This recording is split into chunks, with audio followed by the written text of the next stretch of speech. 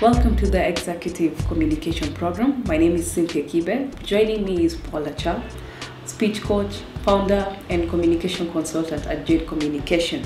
Welcome, Paul. Thank you so much, Cynthia. Today we'll be talking about effective public speaking in the African context. Paul, let me start by asking you, why the African context? Why the focus on Africa? We focus on Africa because we predominantly operate within the African context. Over the years, we've trained a diversity of professionals from different cultures across the continent, and it's enabled us to understand a couple of dynamics that inform for successful public speaking within the African context. Paul, I do understand that in your course of training with people in the African context, you must have come up with a few unique tips on how to communicate with people within Africa or in the African context. Could you kindly share them with us? One of the things that I have come to realize is Africans love stories. So if you're able to communicate a story or incorporate a story in your presentation, guess what? You connect. Africans also love parables. If you're able to come up with a parable, a relevant parable, you connect also. And Africans love narrations. This just inform for successful speaking within the African context. If you're able to master this, you have a winning presentation. Now, does this apply to Africa in general, or is it a specific group?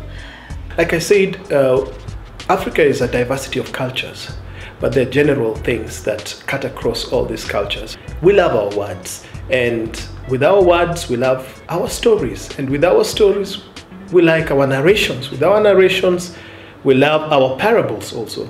So these are general aspects that cut across all the cultures that I've been able to engage with.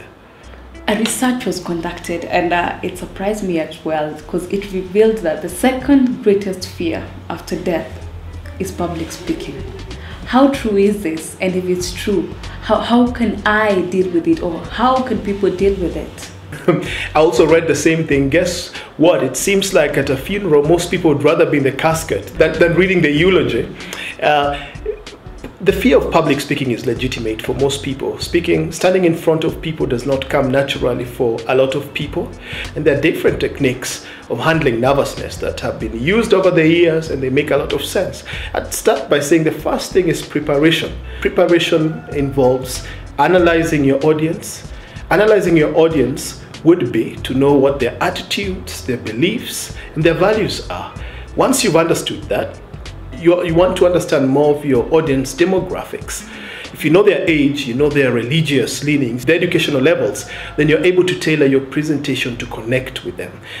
Visualization is another technique that has been used successfully to conquer fear. Guess what? What you think, you become. If you believe, you can achieve. So if you're able to visualize yourself making an excellent presentation, there you will be able to do it. Another thing I tell people is practice. Practice, it makes you more comfortable, and when you get out there, you will be able to deliver a world-class presentation. You talked about preparation, knowing your audience,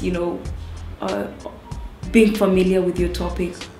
What about an impromptu? When it comes to impromptu speaking, you can build up on what the speaker prior to you was saying, or you can decide to conclude on what the speaker before you was saying. I am sure you've conducted several coachings, one-on-one, group seminars. What is the key thing that has always come out, especially to those that are speaking to audience within the African context? A lot of times, many of my clients ask, what can I do to sound good? What can I do to connect to my audience? And the issue of connecting, I think it starts with understanding who your audience is. So you must be able to carry out adequate audience analysis. The issue of sounding good, gotta practice on your voice. Don't speak in a monotone. Try and create vocal varieties when you're talking. Paul, in my line of career, what types of speech am I expected to come across or, give? You'll probably come across three major types of presentations: informative speeches, persuasive speeches, and ceremonial speeches. And which is the toughest of these? Persuasive speeches are pretty tough, I must say. Yeah. Because you're talking to an audience that might be holding contrary views to what you want them to do. Well, thank you very much, Paul. We look forward to catching up with you as you analyze the communicating style of the 2012 Kenyan presidential hopefuls. Thank you so much, Cynthia.